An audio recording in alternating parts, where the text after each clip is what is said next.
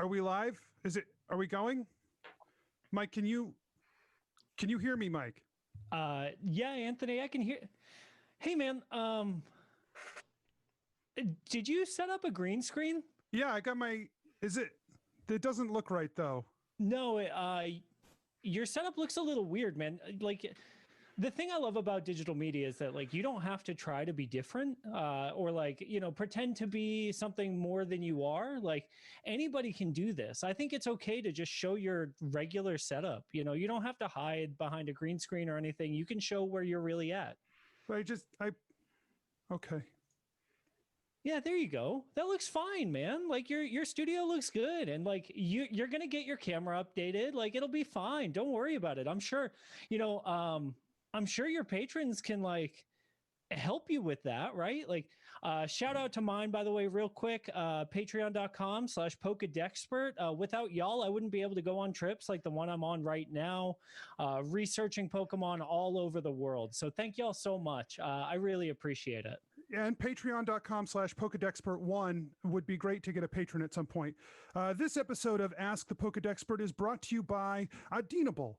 Audinable is the leading provider of audiobooks, audio dramas, podcasts, and more, with over 800,000 titles and more being added every day.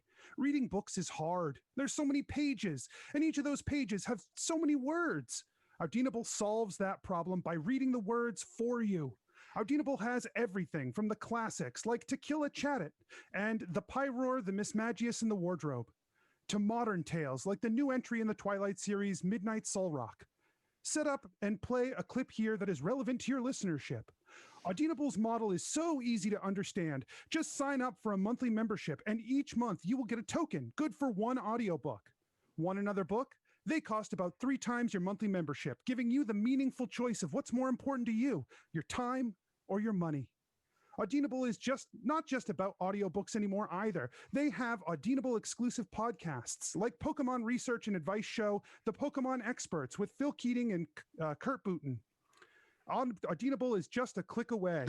Get you a free audiobook by heading to audinable.kt/Pokédexpert.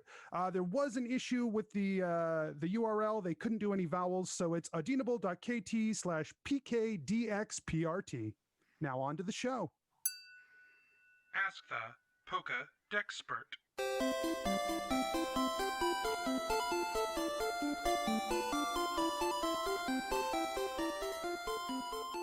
Hello, Anthony, friends. You did a great job on reading that promo, by the way.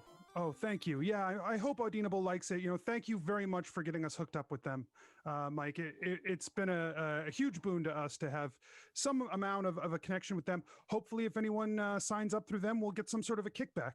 Yeah, they're great friends of mine. They do fantastic work with all my books. So I'm glad that they were able to be supportive of your endeavors as well, Anthony. Well, thank you, all of our friends, for coming to join the Ask the Pokédexpert live here at DragonCon 2020. We could not be more happy to have everybody here. So thank you. So, of course, this is Ask the Pokédexpert, where we take audience questions and we pick the brain of our special guest expert. And I am your host, Anthony Reed. And joining me this week, he is a Pokemon researcher. He is the foremost expert in the fields of Pokemon biology, anatomy, and social biology. His new book is called The Great Ghastly, and it's available now on Audinable. And it's Pokédexpert Mike Ellison. Thank you for being here, Mike. Oh, thanks so much for having me, Anthony. You know, it means a lot that you continue to reach out to me every time you need a guest. Well, and I want to point out that I reached out to you this time, not just because I needed a guest, because I already had another guest, and that would be our special guest who's with us right now, Joe Ard of the Pokemon Go podcast. Joe, thank you for joining today. Oh, yes. Very happy to be here today. I really appreciate you coming to talk to us. You know, the convention was so nice to get us hooked up together so that we could have a conversation. And I'm really glad to start digging into some of these questions I have for you. Like, how do you sleep at night, you monster, supporting what is a disgusting display in the Pokemon Go game that's out there teaching habits about the just throwing away the sanctity of life of Pokemon, grinding them into candy. It's disgusting. How do you sleep? How do you look at yourself in the mirror? So here's the thing. If you take a herd of Mareep and you shave them down and you take that electric wool, it makes a really, really good pillow top for your bed. And I sleep like a baby. It's amazing. Okay. Yeah, Anthony, yes. It sounds so. I'm sorry. I've been out of the loop a little bit, out in the field doing research. Joe, can you tell me a little bit more about what Pokemon Go is and what your podcast does? Well, so here's the thing. A lot of parents do not like to send their kids out when they're 10 years old. They feel it's too dangerous. Some people call them helicopter parents. So this beautiful, beautiful company developed a game called Pokemon Go where they don't even have to leave their house. They don't have the dangers of running into Wild Pidgey or Spearow. They don't get attacked. They can just play it on an electronic device, and they can have all the simulated fun of actually being a Pokemon trainer. So Anthony, that sounds all right. From that perspective, certainly, but some of the habits this game teaches, it's a disgusting display of the commoditization of the Pokemon industry that people can just throw away. They catch thousands of these things and throw them away to make one better in their party. It is disgusting to see. But have you actually tried the candy? It's not just for the Pokemon. Yes, it powers them up, but it's quite tasty. That's disgusting to me. I cannot. Wait. Again, I think I need a clarifying question here, Joe. How is that candy made? You don't ask how the sausage is made. Why would you ask how the candy is made? Well, ethical consumption tells me that I need to know, how things are produced in order to feel good about supporting it, right? So traditionally, you would hatch eggs by walking around or riding a bike, right? Okay, we're talking about game mechanics. So no. So for Pokemon Go, what you do is they have a farm set up where it's a constantly moving, almost like a treadmill that hatches it all for us. Then we just use the phones to catch them. And when we don't want them, we send them to the professor, turns them into candy. It helps provide nutrition for all of the rest of the Pokemon. It's a wonderful, wonderful, very efficient process. And therein lies my issue, because our Pokemon, that we deal with on a daily basis, this is a lifelong companion. These are friends. These are creatures who depend on us and we depend on, and to treat them in such a manner, this game just feels like it sends the wrong message to our young, impressionable minds who are out there trying to simulate this experience that they should, really have when they're older. So I think that's a good point, right? Of course, we all know that the video games around the Pokemon universe tend to exaggerate the natural process of things, and so the concern that I think, Anthony, and correct me if I'm wrong, but the concern that it sounds like you have is around that unethical treatment of Pokemon, right? Where, historically folks would consume Pokemon as a part of their diets. And, there are still some cultures where that's considered acceptable. And I don't mean to pass judgment, but, we have taken a strong stance against the consumption of Pokemon. And, in a game world, it's not a huge problem, right? Because it's not real. But at the same time, it does raise those concerns. I would love to see a Pokemon Go update where every time you turned a Pokemon into candy, maybe you had to see a 15-second ad on, animal abuse and Pokemon abuse and why those things are culturally unacceptable. You know, like just as a way to enhance the experience to make it more educational. Something to push toward that common good that we're all seeking here. And I'm sorry I came in hot, Joe. This is it's just such a personal subject to me, and I see these people playing the Pokemon Go out in the street. I watch them cross into my yard, and I just know that the hapless Pokemon candy making is happening in my yard, and I just can't deal with it. I will say though, Anthony, I think it's important that like we have an experience similar to, but objectively different from the historical brutality of Pokemon training. You know, I think as a whole, raising Pokemon for battle and you know, pitting them against each other is starting to go out of style. Thank goodness. So barbaric, but you know, there needs to be something to fill the gap in the same way that Impossible and Beyond are starting to fill that gap for historic meat eaters, you know, who are trying to make a better choice for their lives. I think Pokemon Go is a great option for that. Joe, do you talk about that in your podcast? We just talk about how to create the best fighters possible, because we are all about Pokemon violence in Pokemon Go podcast. So yeah, we try to make them, you know, teach the trainers how to sharpen the claws better and really dig into flesh when they attack with that scratch attack. Wow. Well, I think I've heard what I need to hear. This is the guest that you brought on the show, Anthony? Yeah, well, you know, Mike, this is why I asked you to be here too. You know, I just felt like there's some element of this that we needed to have an educational discussion. And Joe, you know, thank you for being here. And I hope people who are so inclined to check out your show if that's their intention. But I just can't support it. I'm sorry. It gets the firm ask the Pokédexpert. No, thank you.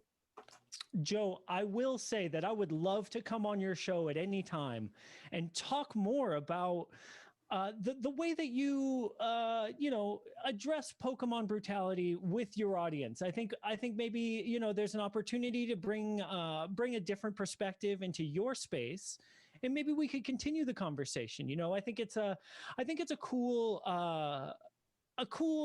potential, right? I think you guys might have a good show on your hands, but I think it's important to recognize the social justice aspect that all of us as creators have in 2020.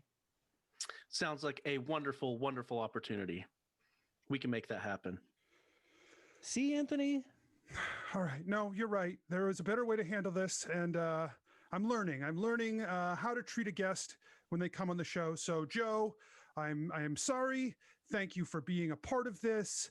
And once again, why don't you tell us where people can find you if they're so inclined?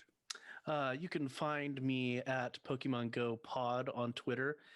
Yeah, you can learn all about how to sharpen those claws and get those fangs ready to just tear into flesh. Learn all about it. Thanks, Joe. Joe, if you'd like to have a continued discussion, feel free to add us at Pokédexpert on Twitter. We can continue this conversation. I think it'd be interesting to hear what the community has to say. All right. Sounds awesome.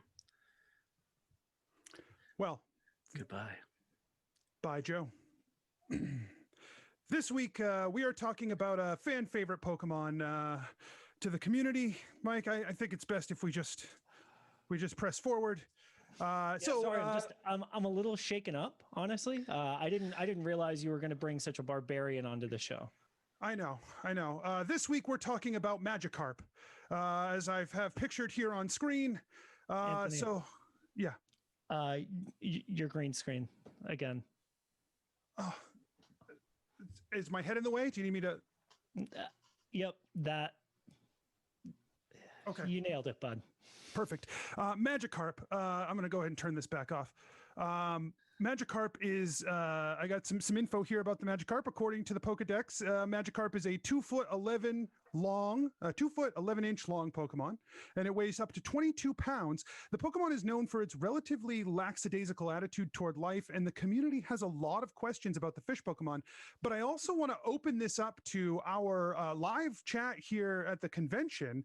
So if you have questions about the social biology of the Magikarp, this expert is here for you. So I'm going to go ahead and ask a couple of these that we have teed up, and then you guys can start throwing your questions about the Magikarp into the chat. So we have here, how smart are Magikarp and how high can they jump? This is from Thinking on 3 Island.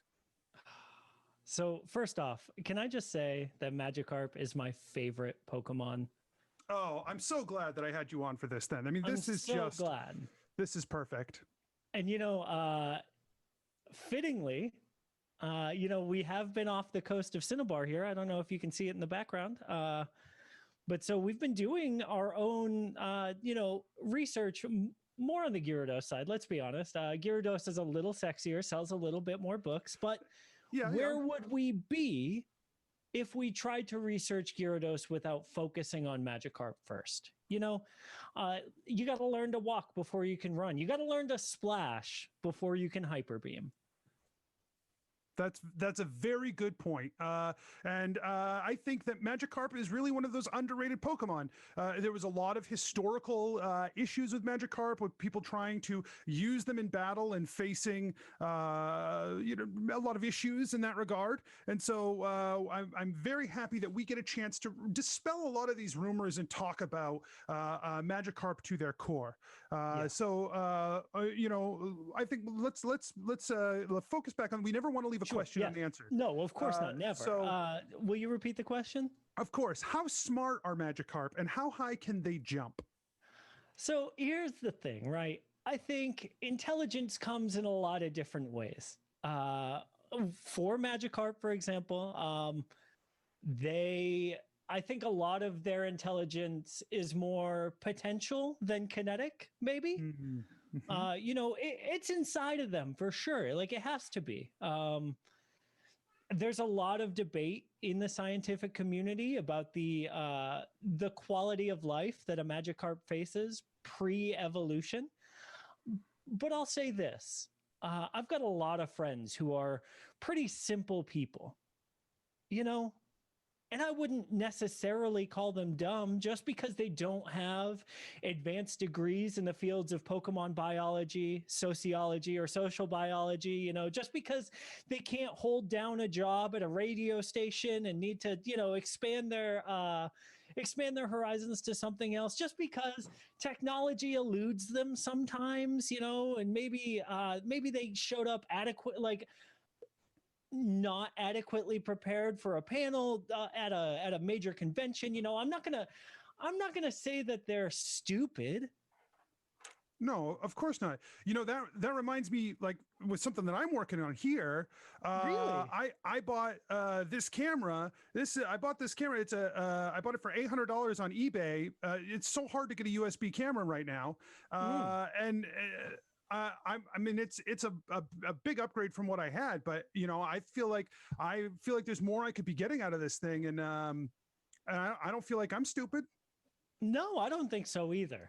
Everybody's got different intelligence strengths. You were smart enough, for example, to know when it was time to get Joe from Pokemon Go podcast off the show. That was a masterstroke. Now, as far as how high a Magikarp can jump, listen, every Magikarp is different, of course. I think that question tends to come from a place of insecurity. If you've got your own Magikarp and maybe it's not leaping as high as maybe someone else's Magikarp is, that's okay. I know we focus a lot on quantitative measurements of success as Pokemon trainers, as people who have bonded to our animals, and our Pokemon. Like, we really have that connection with them. But I think it's okay to look at them as qualitative. You know, maybe not how high can he jump, but how happy is your Magikarp when they jump? I think. Oh, what a great point. That's so good. Of course, it's not, all that matters is the individual Magikarp's happiness, their livelihood. I mean, they're going to jump when they're ready to jump, and they're going to jump however high they can jump. That's, we don't need however high they want. Exactly. I have seen some incredible tales of Magikarp leaping. You know, for example, I was in Cerulean one time, and there was a Magikarp with a family of baby Magikarp behind it, and this Magikarp leaped across a street into a pond on the other side of the road just to get food for its babies and leap back. It was breathtaking. You know, there was a little boy impressive. watching it, and he put his hand up as the Magikarp leaped over him. The sun was setting. The scene was beautiful. It was magnificent. It is freeing in my soul to hear you talk about that. Now, of course, my own Magikarp, not a leaper, and that's okay. It makes sense. I got another one here. It says, why is Splash ineffective even when Magikarp is in water? That's from Jumpin' Jimmy in Massachusetts. All right. That's his best, Anthony. Be kind. We're live. Today, you're right. Today's not the day for it. You're getting closer. You're almost nailing that the way that we want you to phrase that. So you're getting close, Jimmy. Thank you so much for your question. Anyway, I got another one here. It says, dear Pokédexpert, in a series of events for which I have not been legally incriminated, numerous Magikarp have been introduced into the local river and have flourished to the point of taking over the entire ecosystem. What would be the best way to lure and capture them in large quantities? Also, unrelated, would you mind if I use your name and likeness in association with my upcoming restaurant franchise? Many thanks. Spawning in Shalor City. Great question, Spawning. There are a lot of things to unpack here. I guess we'll start at the top. Magikarp can be an invasive species. It's really important that we're focused on not just preservation and not necessarily growing the Magikarp population, but controlling appropriately. Anthony, it's well documented my stance on the consumption of Pokemon. What? And so do you think what I'm about to say may strike you as barbaric, and I understand. And before we go any further, I want to prep you and just say that I think perhaps Magikarp might be an opportunity to consider ethical consumption. Wow. The invasiveness of the species can't be denied, Anthony. Like Spawning mentioned in their question, even an accidental release can lead to massive overpopulation. And so at what point, if it's a human-caused situation, at what point should humans step in to rectify that situation? I think it's a good question. It just seems like such an extreme measure. Let me give you another one to consider. Sure. Okay, maybe in a population that is overwhelmed by Magikarp, you find an abundance of 10-year-olds, and you allow them free capture of these abundant Pokemon to take with them. We have seen in certain locations, there's been studies into places where there has been a baby boom, where all of a sudden ecologies are devastated because as kids come of age and they begin to embark on Pokemon journeys of their own and try to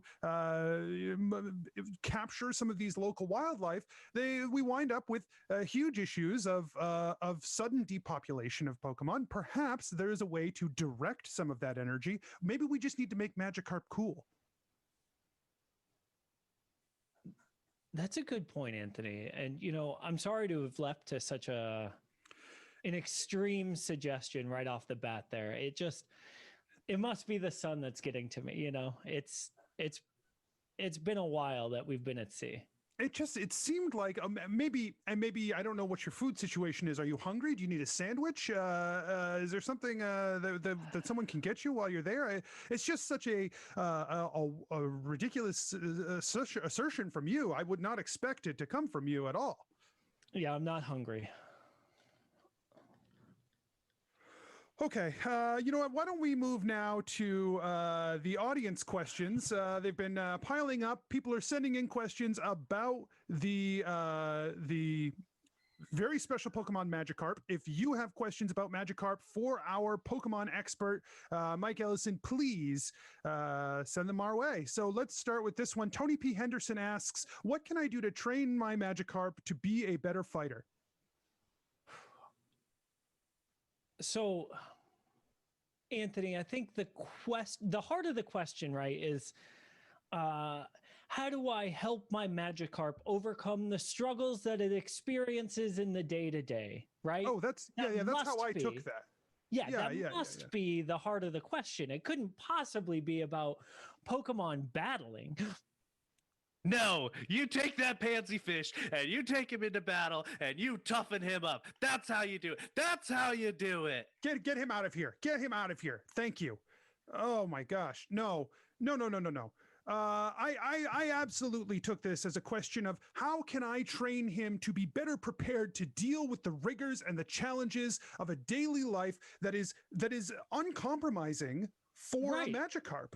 That's how I took it as well. And to answer your question, I think a lot of care, nurture, talk to your Magikarp. It's been scientifically proven that the songs of Lugia actually calm Magikarp. And so if you've got a CD or, a cassette even, and maybe one of those shower speakers that you can just put in the tank with your Magikarp and play those sounds, that will absolutely help your Magikarp deal with the rigors and the stress to fight through each day.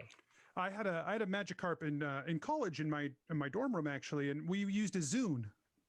Oh, sure. Mm-hmm. Okay, I've got one here that was a great question, Tony P. Henderson. Great question. Great question.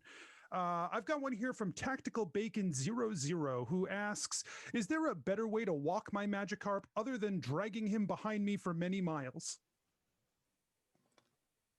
So I would be really interested in this too, because I feel like proper exercise routines for Pokemon are so important, and to get them into fresh air, to get them into nature when you have a Pokemon in captivity is so difficult. But a Magikarp, that's a difficult one. Even if you put it in water, it just kind of wants to sit there. And I think that's a fair point.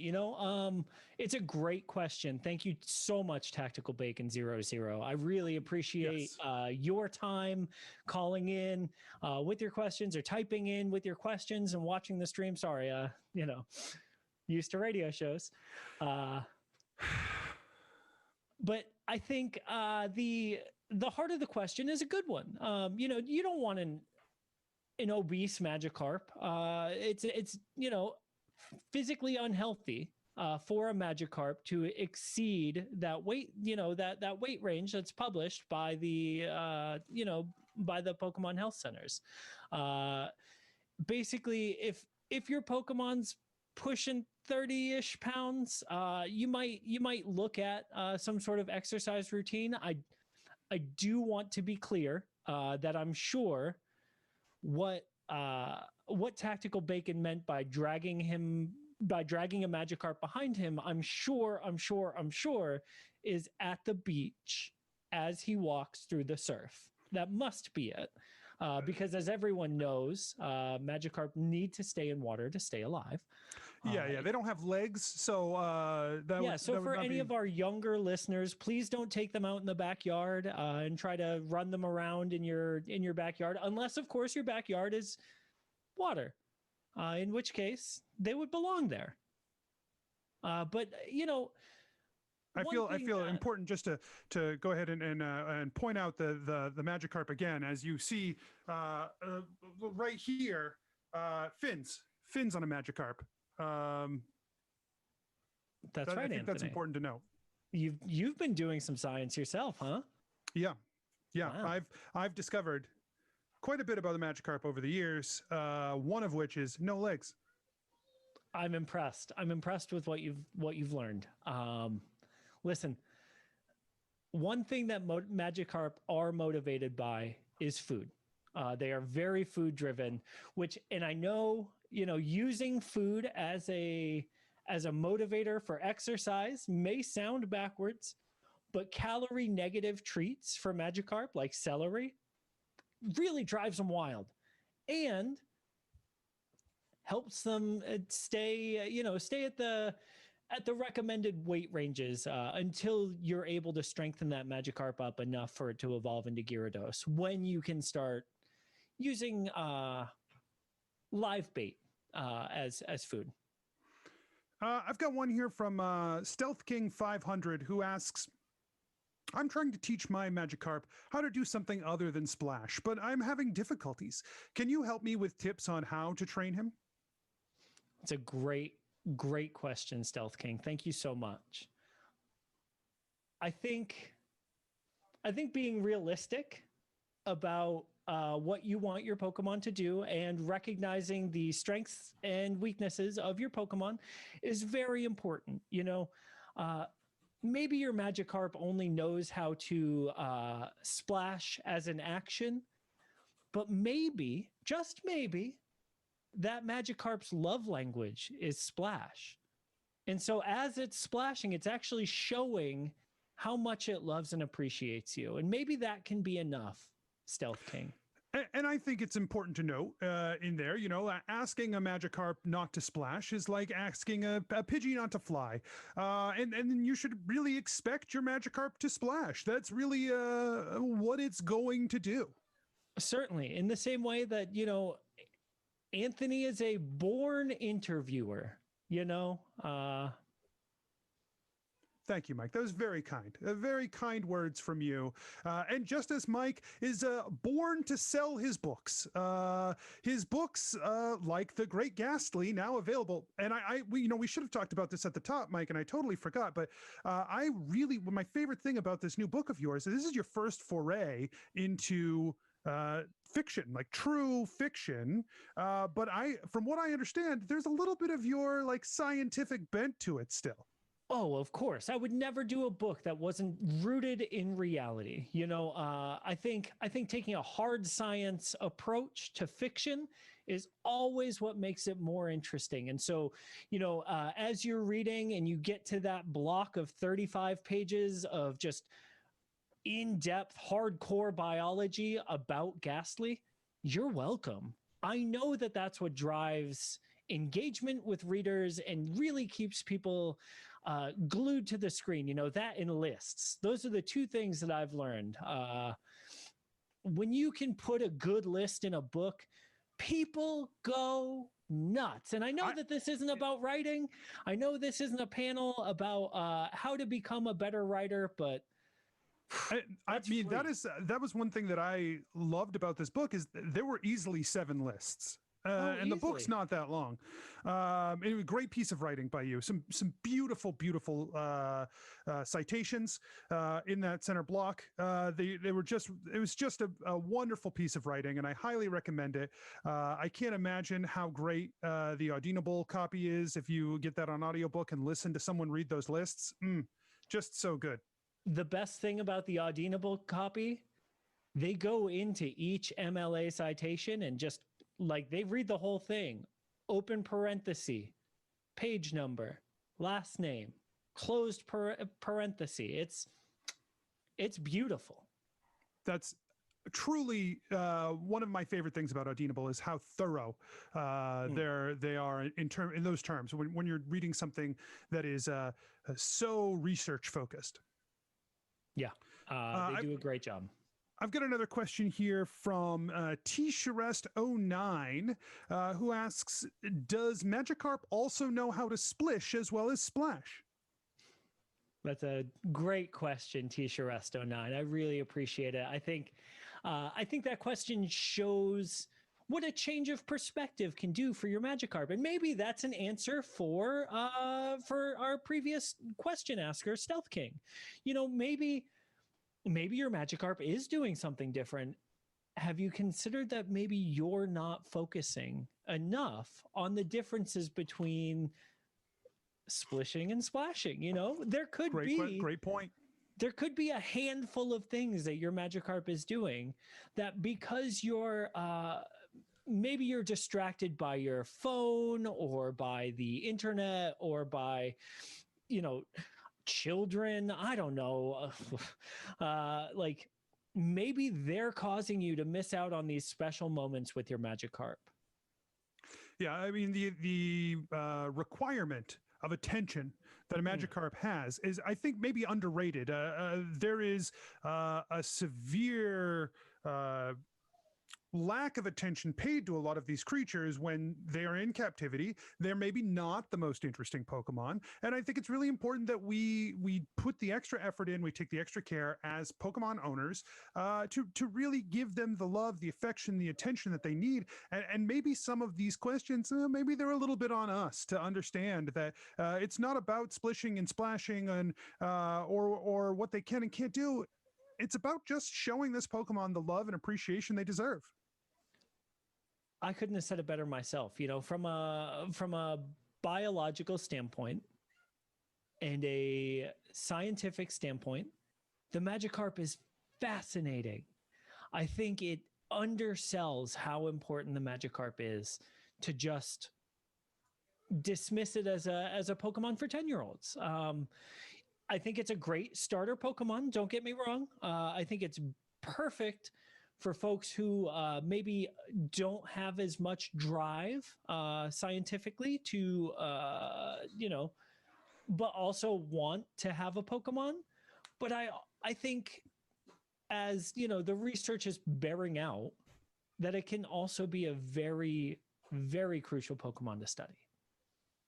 And I think that we're dovetailing into something I expected, honestly, much sooner with this next question that I think plays nicely with that. This is from Mosher who asks, question for the Pokédexpert: what are your thoughts behind industries force-feeding Magikarp metallic pellets in hopes that it will increase their chances of getting a shiny Gyarados? I'm glad this has been brought up. You know, mercury poisoning in Magikarp is serious. You know, these heavy metals can cause some serious problems with your Pokemon. And what I've seen from some of these,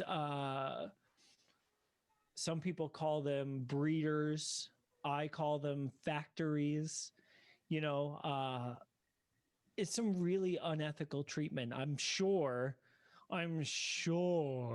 Pokemon Go podcast has some opinions on it, but let me tell you, I don't share those opinions. Pokemon Go podcast, Joe Ard, I disagree. Yeah. Well, and I think in general, it's not even just these shiny farms that you've alluded to, right? But in general, there is a mistreatment of this Pokemon, of Magikarp, in the means to try and create Gyaradoses for the market, right? To try and fill a niche that is a rather difficult Pokemon to cultivate in a captive sense, that occur much more dangerously, naturally, to try and capture and sell. That maybe if you can create massive amounts of these Pokemon, there's a lot of money to be made. Yeah, I think you're spot on that, right? I think there's a serious concern that I have that Gyarados is looked at as like a guard type Pokemon. You know, it's still a Magikarp at heart. Like we were talking about before, you got to learn to splash before you can learn to Hyper Beam. You got to learn that Magikarp, at its core, is an emotional, sensitive Pokemon. And Gyarados is the same. If you raise your own Magikarp into a Gyarados, it's going to reward you with the same kind of love. It's going to be bigger. It's going to wrap around you.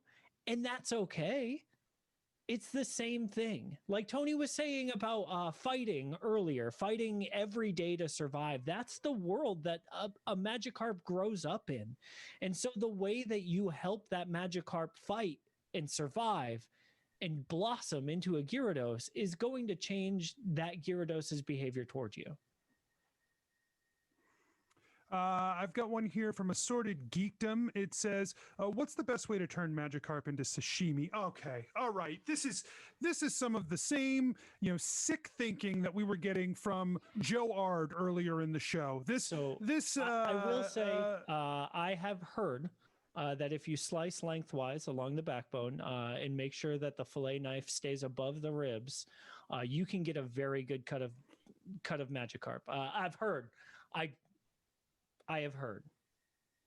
There is a slight kind of lift to the blade that needs to be done around the kidney, but once you get past that, it's smooth sailing all the way to the tail. I have heard. Again, next question. Great question. Okay. Next question, Anthony. I have a question here from T-Shrest09 that asks, could Arceus feed everyone with 5 loaves of bread and 2 Magikarp? I mean, yeah, obviously. This is Arceus is capable of a great many things, and if Arceus provides you a Magikarp, you consume a Magikarp, I guess. That's the only circumstance under which it would ever be acceptable. But that is what it is. I have one here from a swan named Emily who asks, what is the Pokédexpert's stance on catch and release? So I know we've talked about this a couple of times on the show. Catch and release can be very traumatic for Pokemon. I think there are more humane ways to do it. If you're out there with your hands, maybe you're treating the water to get Magikarp closer to you, and then you're gently caressing the Magikarp before it swims away. That's probably the least invasive way to do that. If you are casting out a fishing line with a hook on the end of it, you're permanently damaging a Magikarp. Imagine, if you will, seeing a bunch of humans just covered in, scars around their lips because someone cast a hook out with, ants on a log on the end of it. And you're like, oh, I like ants on a log. And you take a bite, and next thing you know, you've got a hook in you. It's the same thing. That's a very good point. I mean, you catch more flies with honey than with vinegar. Situation. Right. And you catch more Magikarp with ants on a log than hooks. Yeah. And Magikarp are going to, look, it doesn't take an expert to catch a Magikarp. You don't need to be using fancy hooks and difficult equipment. You really can just, if you see one, you can just pick it up. And then release it back. It won't even go anywhere. So again, not that they are unintelligent creatures. They have their own approach to things. I think it's important to note that plenty of creatures, they don't leave where they start, where you pick them up from, right? Like maybe you come home, you're born, you live in a house, you never leave that house. That's fine. That's totally normal. So it's just like the Magikarp. They live in that one place forever. That's fine. That's very true of Magikarp. Yeah. Anthony, what's the next question? So I've got another question. Yeah. Next question here is from Kruggles, who asks, can you house more than one Magikarp in a single tank? How many Magikarp do you want? Because if you house a male and a female Magikarp in the same tank together, the answer is going to be too many.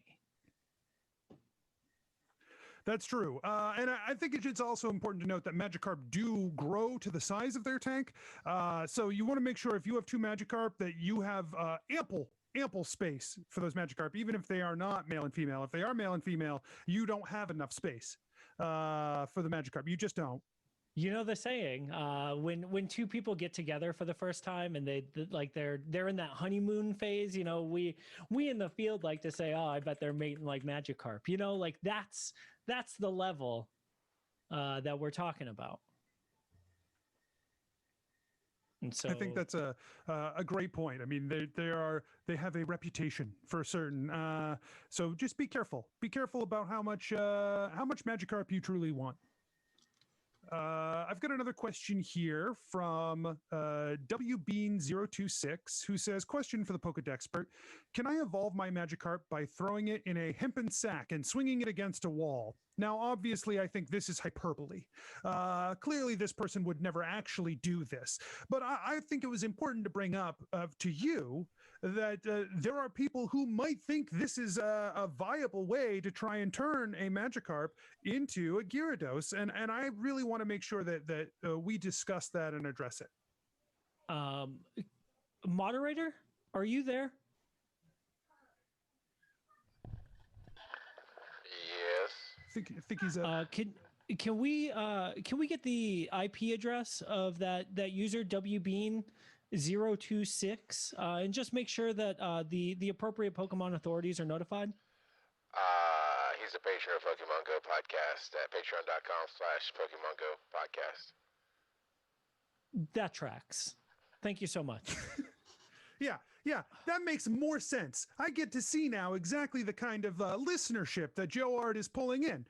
Yeah, okay, I see. Trolls, Anthony. This is moderation 101, right? Sometimes you gotta see a question, you gotta recognize that it's trolling, and you gotta move on from it. I am sorry. I thought that this was an attempt to expose a darker side of Pokemon care, of people trying to take extreme measures with their own Pokemon. But now I see that we were just being trolled. We were just being trolled. Man, we were Mike, duped. I am so sorry. You were duped, Anthony. I feel like a real idiot. I feel so stupid to have asked that question here in this place. Now, this is why I feel stupid. This right here. No, Anthony, again, intelligence takes different forms. Hey, ask another question. Mike, we're almost out of time. And so the question that I really have is for you, where I ask you, where can people find you on the internet, Mike? People can find me on patreon.com/Pokédexpert. That's probably the best place. Hey, again, a shout out to all of my patrons. I know that the September newsletter hasn't come out yet. As you can see, I've been remote. The amount of internet bandwidth that I had to save up to be able to afford to make this call today, to be on the show, to help out my buddy Anthony, it just hasn't allowed me the time to get that newsletter published. But I promise it's written, and by the 10th, guaranteed you'll have it. So anyone who wants, after seeing this panel, to sign up for the newsletter, again, that's patreon.com/Pokédexpert. And if you want to support the show, you can go to patreon.com/Pokédexpert1 and you can become a patron of my show. This show, Ask the Pokédexpert. That's why we picked Pokédexpert1 as our Patreon handle. And support the show so that so I get paid. Yeah, if you'd that like would be to great. get more books like The Great Ghastly, again, patreon.com/Pokédexpert. Again, Great Ghastly, a fantastic novel. If you have not picked up Mike's book, please go out and get it. It's absolutely wonderful, coming of age story and an understanding of the Pokemon that you just wouldn't expect otherwise through this fictional narrative. It's truly fantastic, Mike. Incredible work. Oh, and be on the lookout as well, because I am going to try to get on the Pokemon Go podcast. Again, that is Twitter. I think they said, right? They're on Twitter, Anthony. Is that correct? I was fuming so hard that I couldn't maybe perhaps the moderator. Do you have that information on hand where they can be found? If you want to be the get this best, guy out of like here. no one Get ever this guy was, outta here. go to Twitter at Pokemon Go Pod. You can turn your puff into tough. Well, I mean, anyone can turn a Jigglypuff into Wigglytuff. You just got to wait and care for it and be gentle and loving. Your Jigglytuff, your Jigglypuff will turn into Wigglytuff when it's ready. And of course, if you want to hear more of my discussions with various guests, I mean, I should say most of my guests so far have been Mike, but with various guests, then please go to anchor.fm/Pokédexpert. That's where our podcast lives now. I managed to salvage some of the episodes from our radio days, and they're up there too. So between the two, you should be able to sync right in, and we'll be coming back with new episodes real soon. Do you have a Twitter for that show, Anthony? Yes, yeah, it's Twitter. It seems like you went muted. Sorry, I hit the wrong button. It's twitter.com/home. Nope. That's what it says on my screen. When I click here, it says twitter.com/home. So maybe that's what you're seeing, folks. If you want to follow Anthony, I got your back button. If you want to follow Anthony, you can go to twitter.com/Pokédexpert. Oh, look at that. Yeah, Pokédexpert/Pokédexpert. Beautiful. Thank you to everyone who came out to this panel. Thank you to DragonCon for having us. We were so happy to be here, and we cannot thank you all enough. So we'll see you again real soon.